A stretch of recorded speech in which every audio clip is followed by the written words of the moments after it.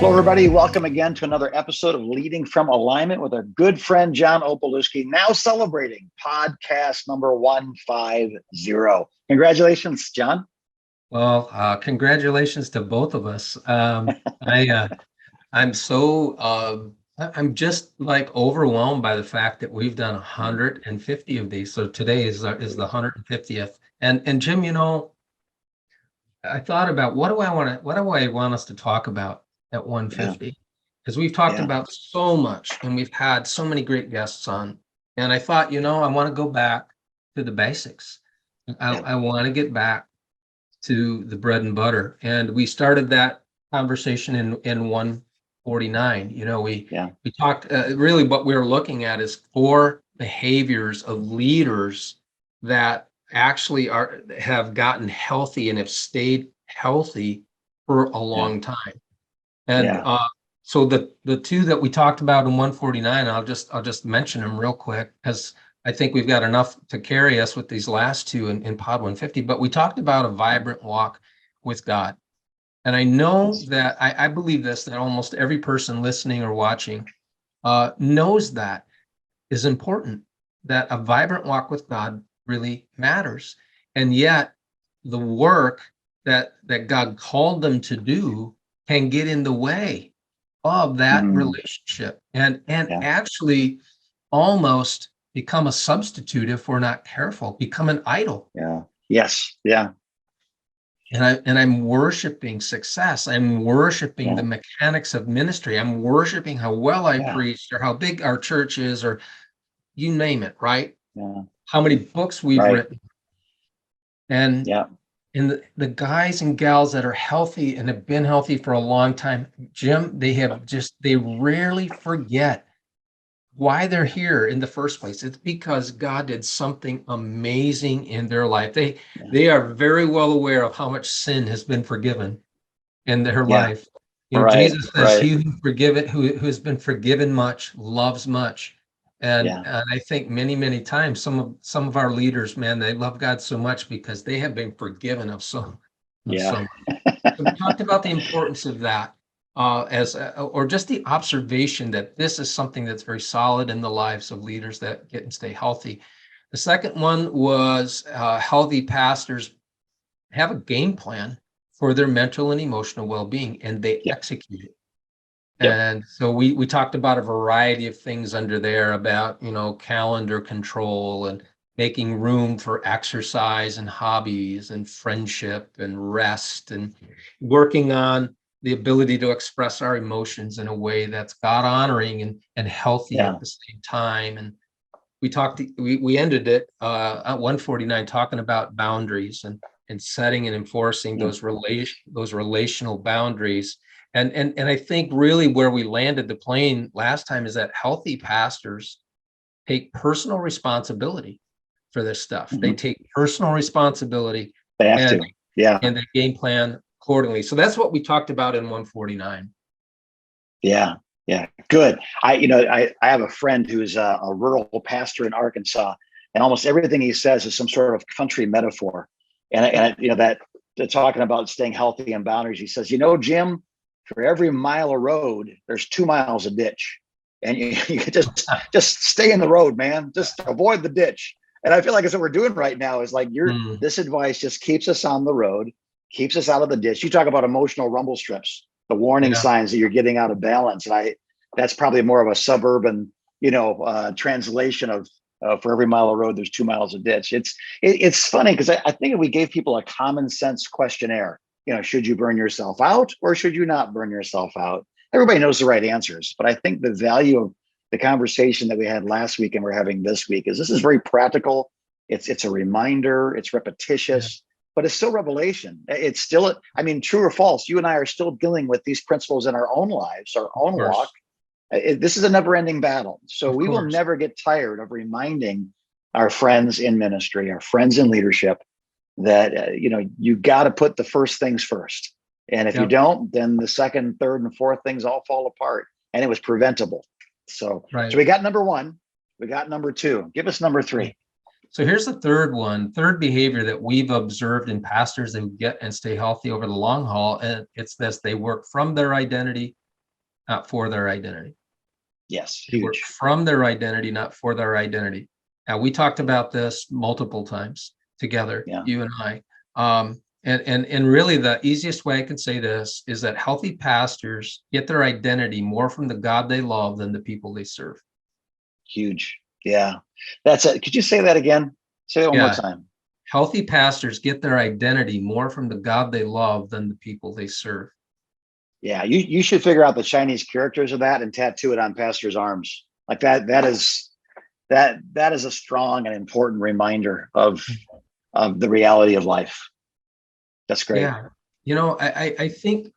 I think, Jim, if we get that backwards, if we flip that and we get our identity more from people than from Jesus, I think we end up trying to get from ministry what ultimately only Jesus can give us. Yes.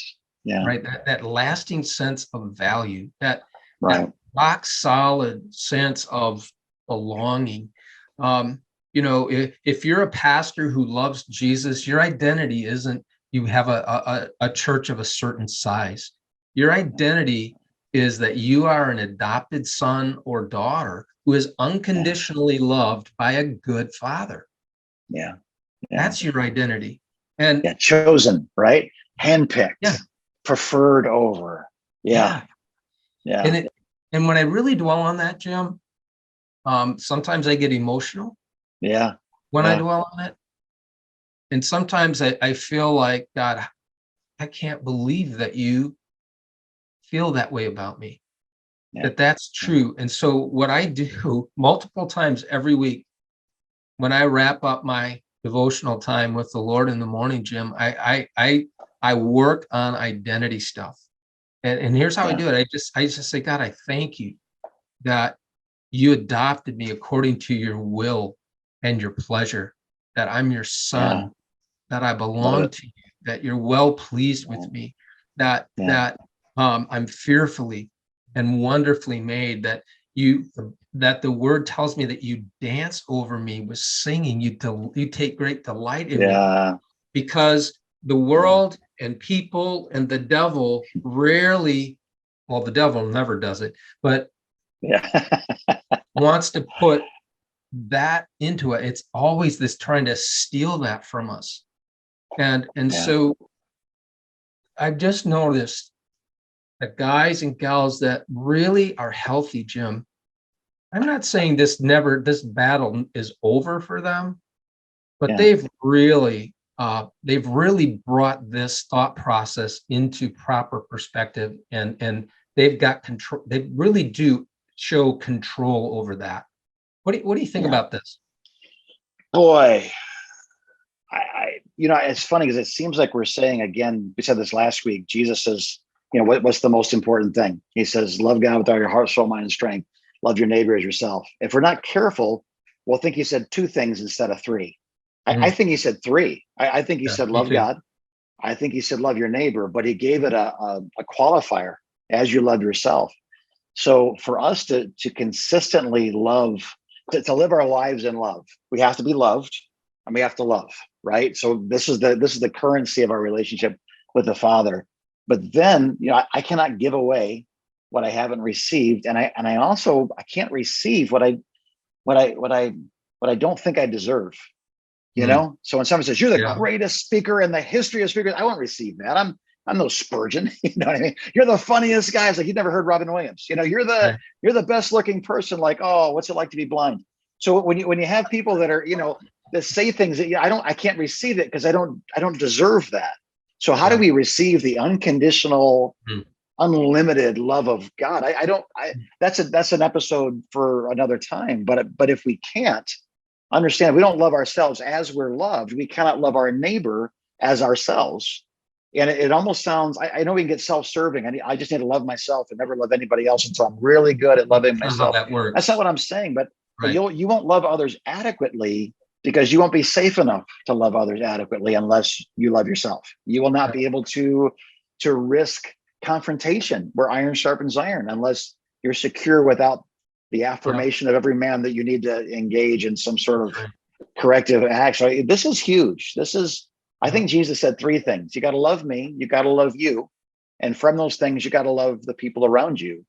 And I think so often we teach it as two things, and it really is not, is it? It's three No, things. it's a three-parter. And Yeah. So I would challenge every leader, every person who's listening or watching today, when you spend time with the Lord, and hopefully that's a regular occurrence, Yeah. that you at some point in that time of conversation with the Lord, that you would rehearse, God, I thank you that I'm adopted in love, Yeah. according Yeah. to your will and pleasure, regardless. Listen, and that is true, regardless of how big or not your church is, regardless of Yeah. how well or not you preached this past Sunday, regardless of what your emotions are telling you right now in this moment, God's love for you comes full force without Yeah. strings attached. And when I get a hold of that, Jim, when I get a hold of that, I begin to draw that sense of identity Yeah. from the person, the only person in the universe who can give me a stable sense of value. That's it. I can't even get that from people who love me.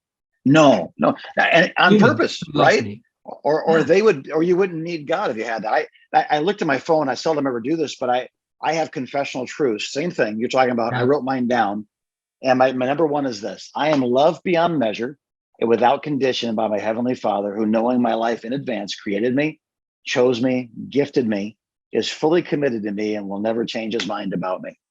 That's a daily confessional, and I've got 7 of them. I always do number one. I don't always do all 7, but number one is Okay. important.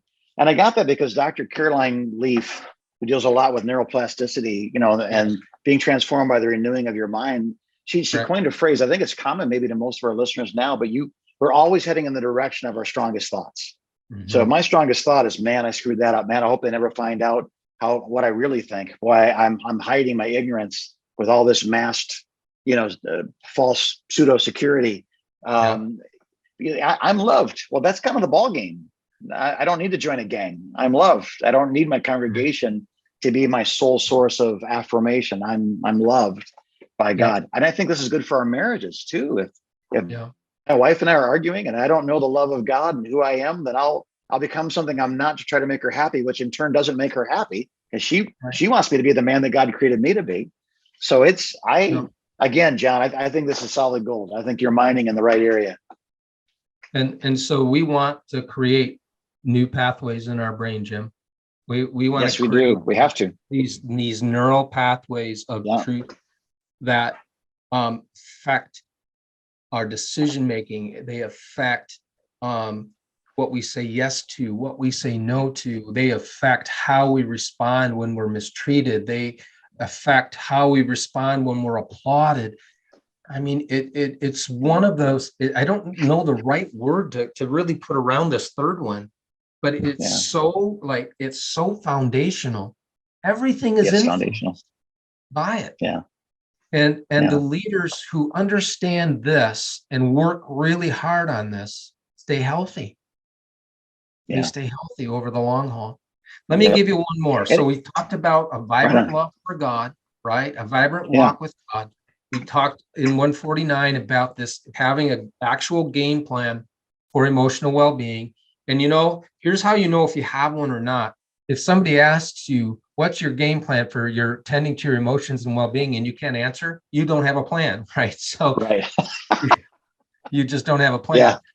The third Yeah. one is working from our identity, not for our identity. And here's the fourth one. And this one is more external in its presentation, but I do think there's internal Yeah. things that are feeding it.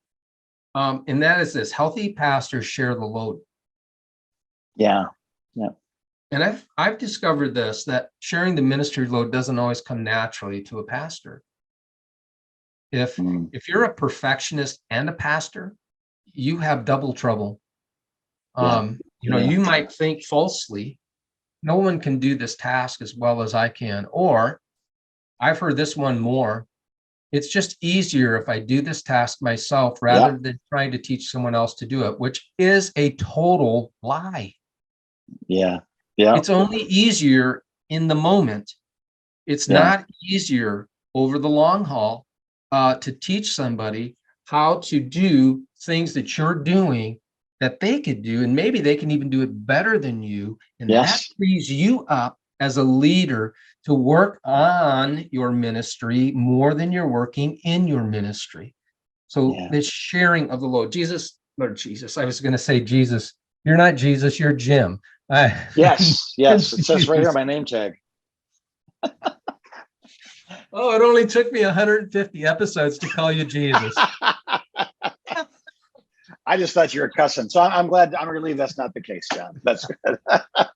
That you finally got frustrated with people in the church. How did we get here? Give me your thoughts, Jim, on this fourth. Well, my initial thought is you're right. I'm not Jesus. My second thought, the thought that I can do it better, that might be true. But I want you to think back to someone who gave, we say this all the time, name 5 sermons that have changed your life. Nobody can. Name 5 people that have changed your life. Everybody can. And one of the things those 5 people generally have in common is they gave you an opportunity to become you. So they saw in you a gift. They saw whether it was music or speaking or changing the overhead projector slides or spelling or cleaning or standing at the door greeting people, whatever it was. They saw that in you and they invited you to be you in a more meaningful way than you just sitting in a pew and not being you. So if our great commission is discipleship, we are discipleship by definition is a disciplined series of relationships where the load is shared. So let's go back to youth pastor days. So 30 years ago, the guy with 1,000 kids in his youth group has a certain measure of success. But now let's move forward 30 years. How many of those 1,000 kids are still serving the Lord? And those who aren't, why? And now at the same time, there's a guy that had 50 kids in his youth group. Let's fast forward 30 years forward. And let's say both groups had, 40 kids that came out discipled. Well, one got, 80% of the kids discipled. Their faith went with them in their journey to adulthood. The other one had, 4% or, that. So it's a huge difference. We measure in the triangle that we teach in the recruiting to releasing, how many did you minister to? That's a great question. There's nothing wrong with the question. But I think the question we need to answer is how many do you have ministry for? So if we're going to grow the base of the pyramid, if you're listening and not watching, I'm drawing the base of the pyramid versus the height of the pyramid or a triangle. By growing that base, you cannot grow the base without delegating meaningful things to people in the base. And by growing the base, the predetermined stable height of the pyramid grows every time you add somebody else to that leadership team. And maybe they don't spell check as well as you do. Maybe they don't speak or sing as well as you do. Maybe they can't play the accordion as well as you do. But allowing them to be who they are is growing the base of ministry for people. And if you have ministry for 500 people, there will be 500 people soon. Now, whether you have 1,000 people today or 100 people today is irrelevant. If there's ministry for 500 people, it will shrink or it will grow to the stable base of those whom you have ministry for. So we need to, if I could do anything, if I could change anything in pastors' minds today, John, that would be one of the things, like on devaluing to some degree how many you're running. And instead of saying, how many do you really have active, functioning, healthy people that are providing ministry for? If we focused on that number, Jesus focused on that number. Yes, he didn't focus on how many thousands came. If he wanted to focus on crowds, the whole world would have shown up. But he wanted ministry. He wanted people in that base. He discipled people. So discipling, delegating, those are almost synonyms. Yeah, and if you look at Jesus, he operated like that, right? He did. He didn't choose 500 to disciple. He chose 12. Yeah. And he demonstrated the work of the kingdom while they watched, at least initially, right? And then after that, he delegated a small venture to them. And in Luke chapter 10, he does this little, and I'm in the Gospel of Luke right now, and it's just blessing me so much again. But I noticed that he delegated this small venture to the 72, right? Yeah. And they, they go do their thing at his direction. They come back and share with him what happened, and he gives them feedback on this piece of work that he gave them to do. And then at the end, right before he is taken up into heaven, he fully empowers them to do the work of the kingdom. He left the work in their hands with the promise that he would be available to them for encouragement and strength. So if you want a model for sharing the load, read the Gospels. And Jesus demonstrates this beautifully. He demonstrates it perfectly. Jim, you and I have been in more than one church where we are not leading anything. We're just there. And the pastor, he leads worship, he does announcements, he receives the offering, he does the preaching, he does the praying at the altar at the end of the service, he answers questions, he's out shaking hands in the foyer, and then next Sunday comes and he or she does it all over again. And I look at that and I think, you've got to be tired. And two, you're actually stealing from people. You are stealing the opportunity for people to find their fit, to find their purpose, to let God use them. I've had some pastors say, we're too small, I've got to do it all. I understand that thought, but can I just object and say, I want to give you a different thought, that God has put people in your line of sight, whether you're looking or not is another thing, but he's put people in your line of sight who can help, who can actually help share some of that load. And healthy pastors have figured out to do that at any level. Some guys say, when I get to 500, then I'll share the load, and they get to 500 and they don't know how to share the load. They don't know how to share the load. And they're a mess on top of that. So talk to me just a little bit about that, Jim, as we kind of wrap this 150 up. Well, I think that guy, when I get to 500, I'll share the load. That's like saying, that's a kamikaze pilot. That you're not coming back from that. Because it is now built on a single personality, a single methodology, a single calendar, a single reservoir of resource. And there's no way one guy, Jesus didn't pastor 500 people, right? The largest group of people he was pastoring, he would speak to thousands, but there was 120, 12, 3, and 1. And I think if we are pastoring actively under the guise of discipleship, if we're discipling people, if the Lord Jesus Christ never went for a larger number than 120, then he's telling us something. And that's without ballet class and t-ball and Facebook and 24-hour news cycles and the phone in my pocket that's always telling me that there was another explosion in some other country that I need to be concerned about.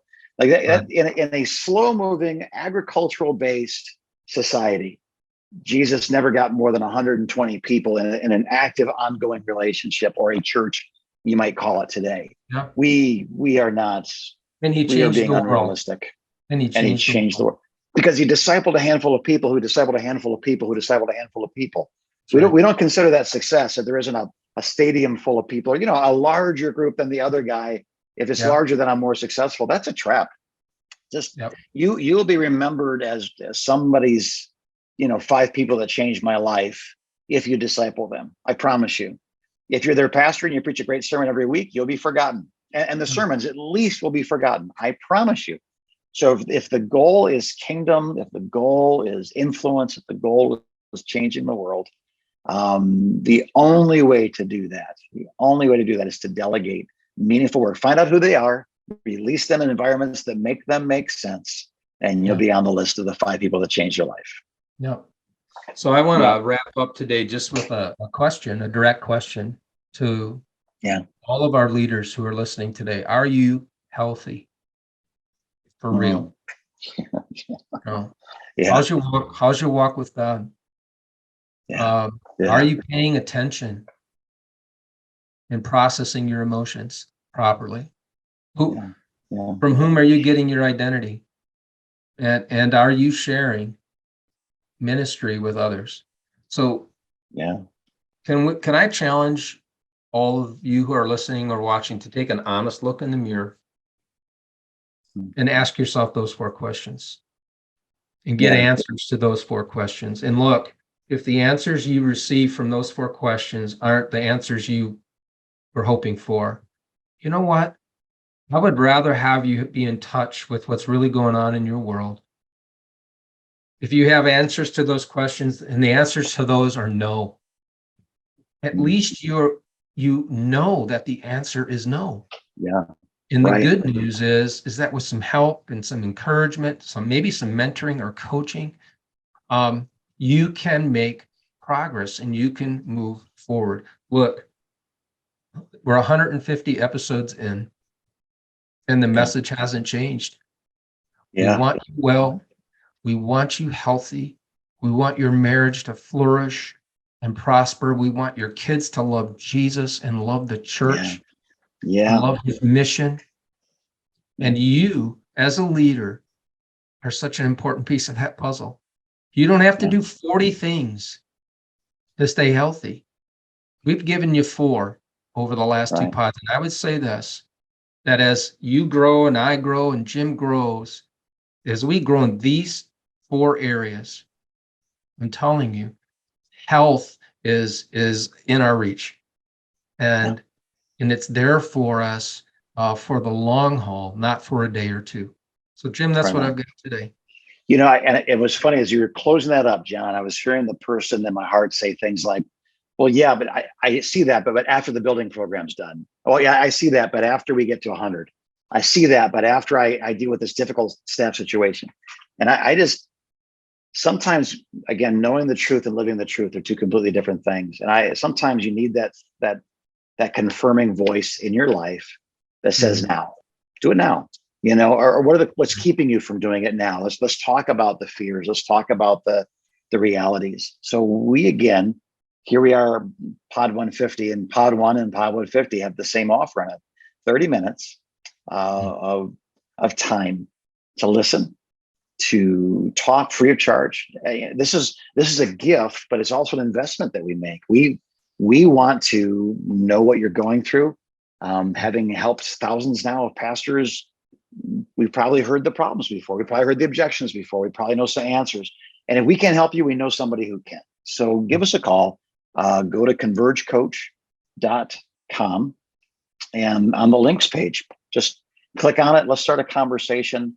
And I will make a prediction that in episode 200, 250, 300, 350, as the Lord tarries, as these years progress, we'll be making that offer, and we'll be talking about the things that we believe are instrumental, most important, foundational to you succeeding, because that's our heart, that's our prayer, that's our goal. So God bless you. It's Tuesday and you didn't quit, and you made it through a podcast, and now I believe the hands of God have molded the clay of your soul adequately enough to go in, and the shape of who you are can be changed into his likeness. So you, pastors, leaders, are the focus of this ministry. We love you. God bless you, and keep going as you continue to lead from a line.